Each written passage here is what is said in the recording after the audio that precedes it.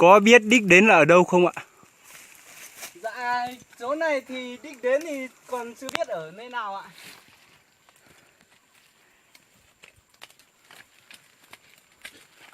Có vẻ rất là cao đấy nhỉ? Dạ, đây cao khoảng 50 mét ạ.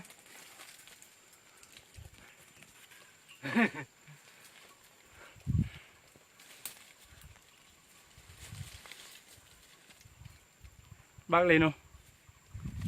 Vâng, tưởng cô nhậu lên. Bác không lên. Bác không lên được thì Tưởng cô nhậu lên cả. ơi như bữa mình dẻo phao đâu bữa bánh tàu mình khâu tới nha, Cái bánh giòn chiên. Đi giờ vẫn trên cả. cẩn thận đấy.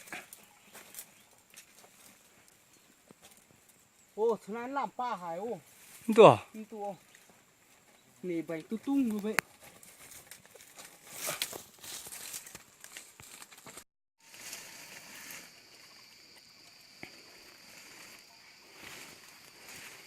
phần này tôi là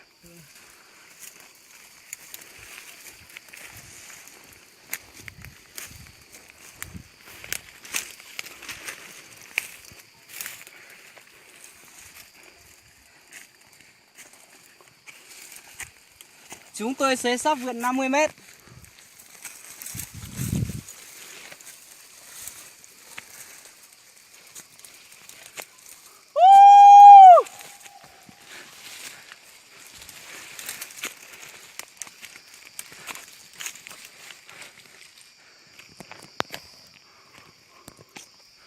Ôi.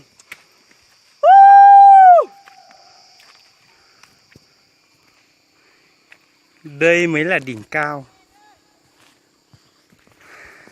Ôi. Leo từ nãy tới giờ mới tới đây ạ. Ta rồi. Dạ vâng.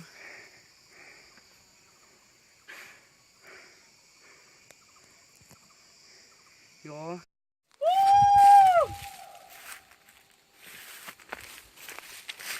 Ini dah hitam baik.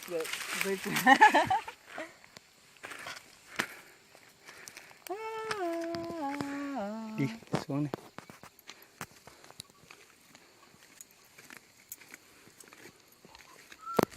Bây giờ chúng tôi xuống, chúng tôi sẽ đi về nhà.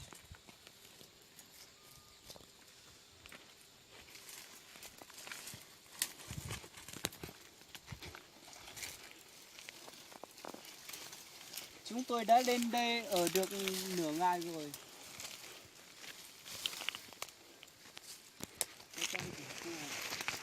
Rẽ trái.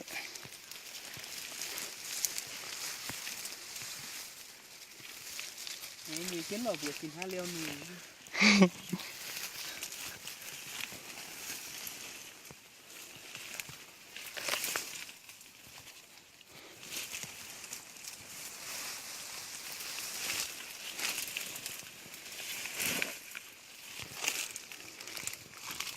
Ở đây thì có cái gì vậy à?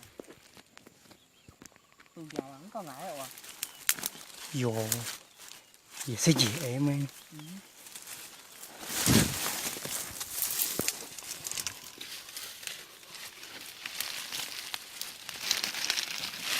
Đi đường tát.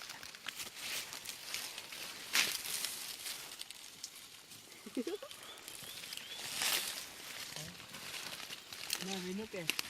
Thôi không nhiều nữa.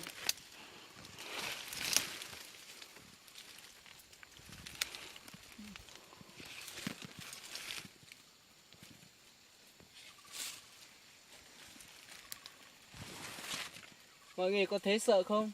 Chúng tôi xuống chỗ này cao khoảng 7 mét thế này. Chỗ này hơn 7 mét đấy.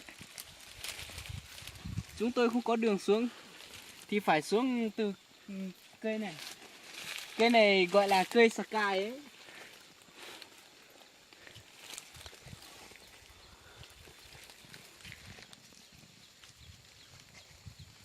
Cái gì thời điểm tới hướng về nụ.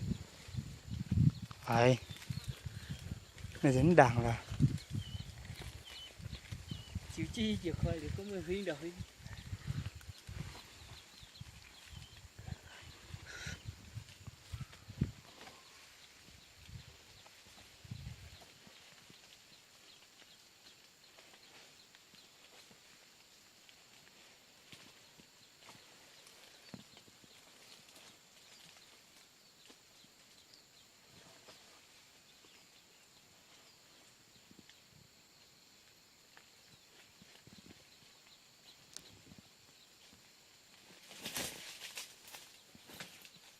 tôi đã xuống đến rồi.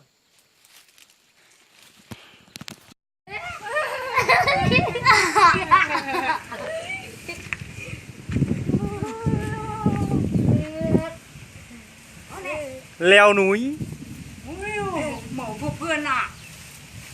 Mà tỏi như là gì? Nhang còn kịp.